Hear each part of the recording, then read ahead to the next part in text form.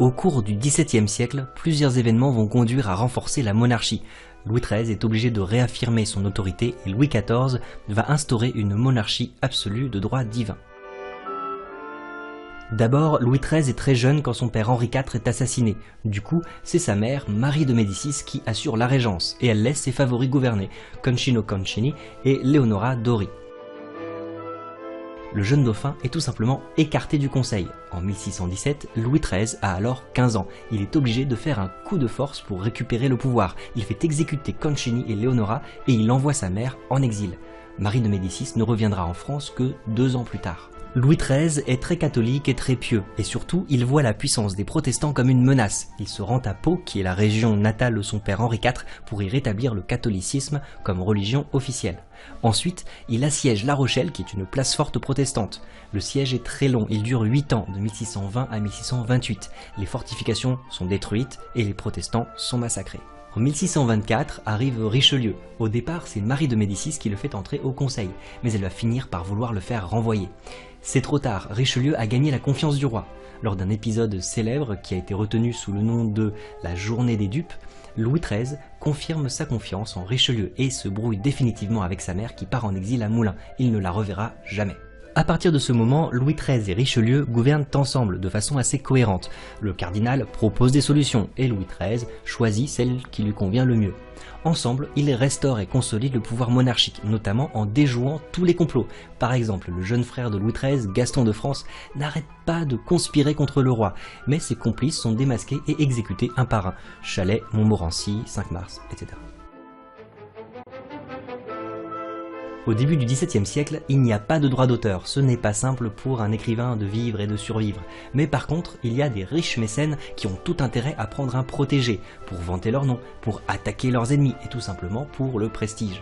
Théophile de Viau, par exemple, est protégé par le duc de Montmorency. Dans quelques vers, Théophile de Viau explique à son protecteur que lui seul est capable de bien vanter ses mérites sans être hypocrite.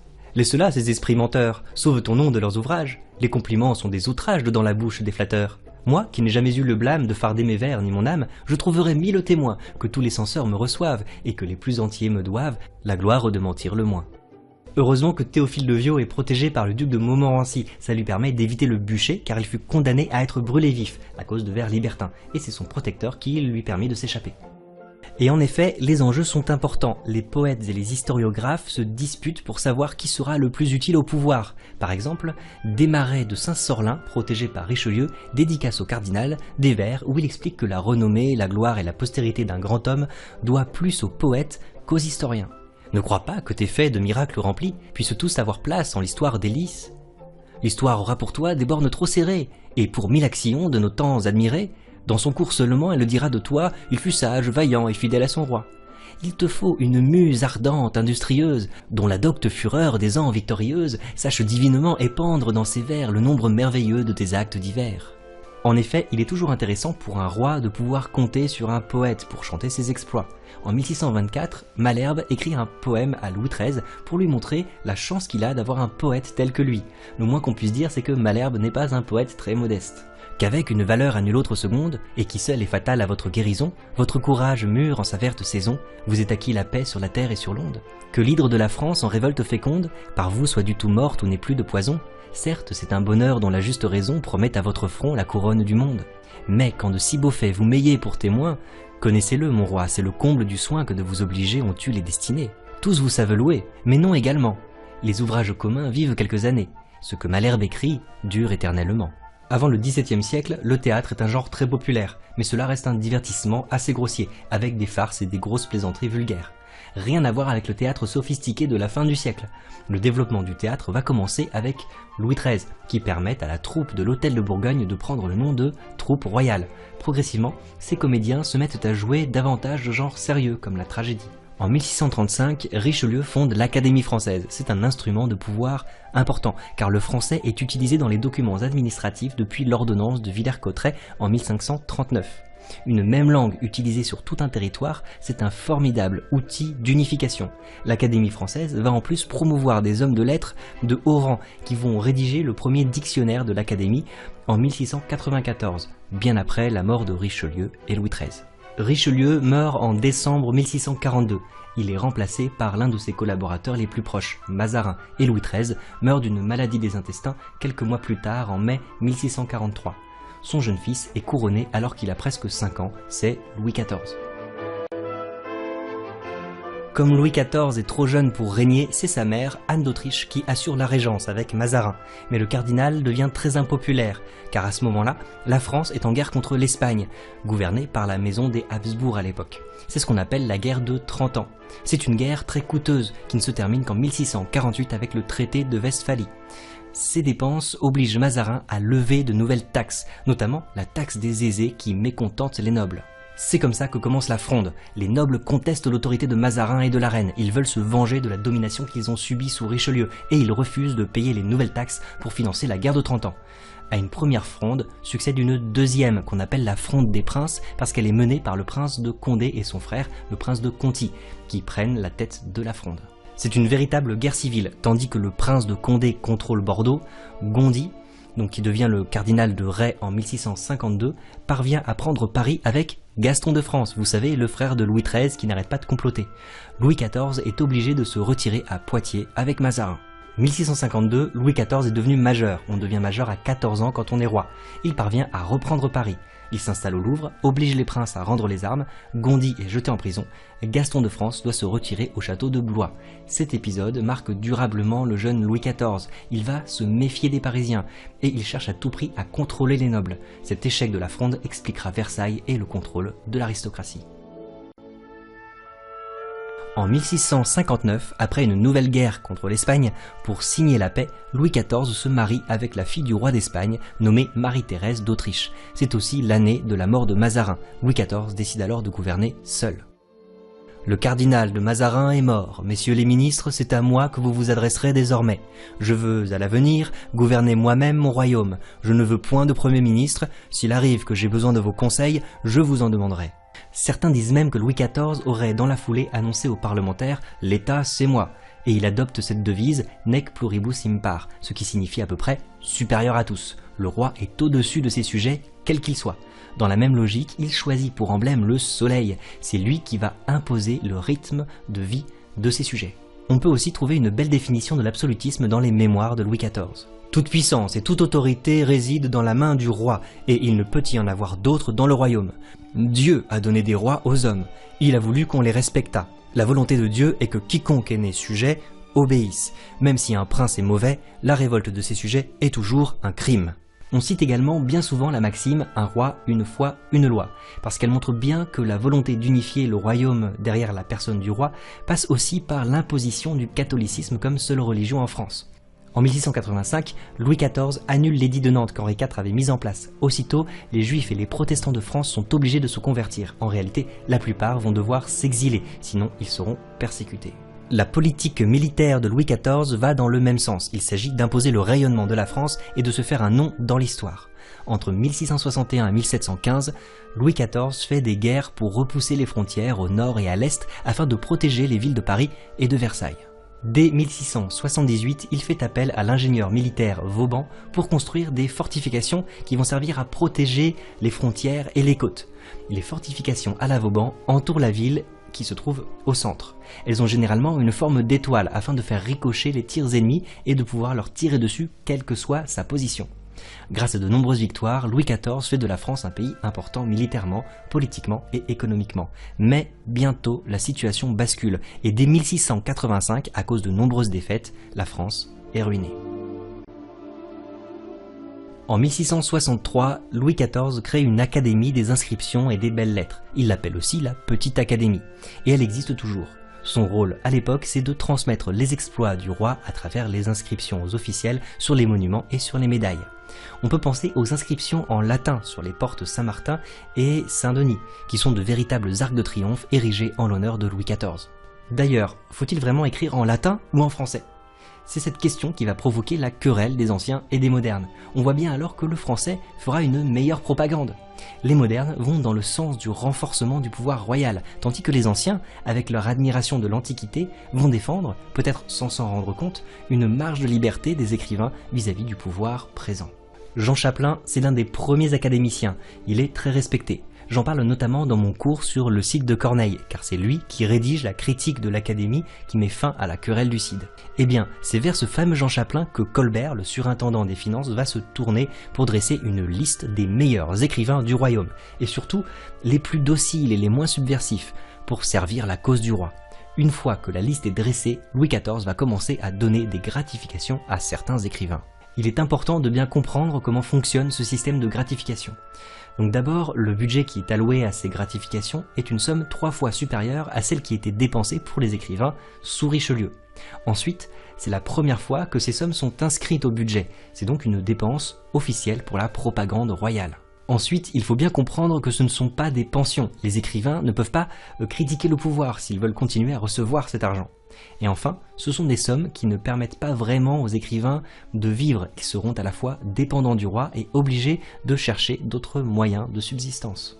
Au fur et à mesure que le règne avance, ces sommes seront de moins en moins importantes, elles seront divisées par 8. En fait, ceux qui continuent à percevoir ces gratifications ont des postes officiels. Par exemple, Boileau et Racine se consacrent à leur poste d'historiographe du roi, et cela les occupe tellement qu'ils n'ont plus vraiment le temps d'écrire des vers. Difficile de savoir si ces écrivains croyaient vraiment aux éloges qu'ils faisaient de Louis XIV. Ils étaient certainement dans l'exagération, mais sur un fond de sincérité, pas forcément hypocrite, car ils étaient vraisemblablement fiers du rayonnement artistique de la France pendant leur siècle. Par exemple, voici un extrait de l'art poétique de Boileau. Et que craindre en ce siècle où toujours les beaux-arts d'un astre favorable éprouvent les regards, ou d'un prince éclairé la sage prévoyance fait partout au mérite ignorer l'indigence? Muse, dictez sa gloire à tous vos nourrissons, son nom vaut mieux pour eux que toutes vos leçons. Racine écrit aussi une adresse à Louis XIV en tête de sa tragédie intitulée Alexandre le Grand. Je ne me contente pas d'avoir mis à la tête de mon ouvrage le nom d'Alexandre, j'y ajoute encore celui de votre majesté, c'est-à-dire que j'assemble tout ce que le siècle présent et les siècles passés nous peuvent fournir de plus grand. Il y a plein de raisons qui expliquent la construction du château de Versailles, mais une certaine anecdote est intéressante et révélatrice. En visitant le château de Vaux-le-Vicomte, la demeure de Fouquet, son ministre des Finances, Louis XIV trouve que le prestige du bâtiment lui fait ombrage. Il va destituer Fouquet et l'envoyer en prison. Ce sera Colbert qui prendra la relève des finances. Pour construire Versailles, Louis XIV recrutera le même architecte, Louis Le Vau, et le même paysagiste, André Le Nôtre, que Vaux-le-Vicomte. Vous vous souvenez que suite aux épisodes de la Fronde, Louis XIV ne voulait pas rester au Louvre à Paris. En plus, il voulait fixer sa cour autour de lui pour mieux garder un œil sur les nobles. Et enfin, il voulait les occuper pour éviter qu'ils songent à faire des conspirations. Avec intelligence, Louis XIV avait compris que c'était le désœuvrement des nobles qui les rendait dangereux. Il voulait utiliser le divertissement comme une arme de diversion. Cela recoupe bien les réflexions de Blaise Pascal sur le divertissement. Écoutez ce qu'il écrit à peu près à la même époque dans ses pensées. Tout le malheur des hommes vient d'une seule chose, qui est de ne savoir pas demeurer en repos dans une chambre. Donc, en 1682, la cour s'installe définitivement à Versailles. Le roi et sa famille vivent au château, ainsi que les ministres et les nobles privilégiés. Au total, avec tous les domestiques, environ 10 000 personnes vivaient au château de Versailles. Pour mieux contrôler la noblesse, le roi met en place un emploi du temps fixe. 8 heures lever, 10 heures la messe, 11 heures le conseil du roi, 13 heures le petit couvert, 14 heures promenade ou chasse, 17 heures rendez-vous en privé, 19 heures réception de la cour, 22 heures grand couvert, 23 heures coucher. Pour la cour, cela leur permet de savoir où et quand rencontrer le roi. Pour Louis XIV, cela permet de savoir exactement ce que font et ce que pensent les nobles, et donc de les surveiller. Mais ce n'est pas tout, Louis XIV met en place des règles très strictes, c'est ce qu'on appelle l'étiquette. Par exemple, l'étiquette indique qui a le droit de s'asseoir, sur quelle sorte de siège, dans quelles circonstances, etc. Sans compter la pression sociale que les nobles se mettent eux-mêmes entre eux, dans une escalade de dépenses pour plaire au roi. Par exemple, il était mal vu d'être habillé de la même manière le matin et le soir. Il faut aussi se déplacer avec des équipages somptueux, il faut participer à des jeux d'argent, etc. C'est un cercle vicieux. Pour obtenir de l'argent et des privilèges, les nobles doivent courtiser le roi. Mais pour plaire au roi et vivre à la cour, ils sont obligés de dépenser beaucoup d'argent. Voici comment cela est raconté dans les mémoires de Saint-Simon. À son lever, à son coucher, à ses repas, en passant dans les appartements, dans ses jardins de Versailles, il voyait et remarquait tout le monde. Aucun ne lui échappait. C'était un démérite de ne faire pas de la cour son séjour ordinaire, et une disgrâce sûre pour qui n'y venait jamais. Il aimait en tout la splendeur, la magnificence, la profusion. Ce goût, il le tourna en maxime par politique, et l'inspira en tout à sa cour. C'était lui plaire que de s'y jeter en table, en habits, en équipage. Le fond était qu'il réduisit ainsi peu à peu tout le monde à dépendre entièrement de ses bienfaits pour subsister. Louis XIV veut faire de Versailles un symbole de l'absolutisme. Il souhaite affirmer son pouvoir aux yeux de tous. Les Français, les Parisiens, les courtisans, les nobles, les voyageurs étrangers. Il va donc recruter les meilleurs talents de l'époque. Jules Hardouin-Mansart et Levau sont des architectes. Le Nôtre dessine les jardins. Lebrun et Hyacinthe Rigaud deviennent les peintres officiels. Les sculptures sont de Girardon, Regnaudin, Le Hongre et d'autres encore.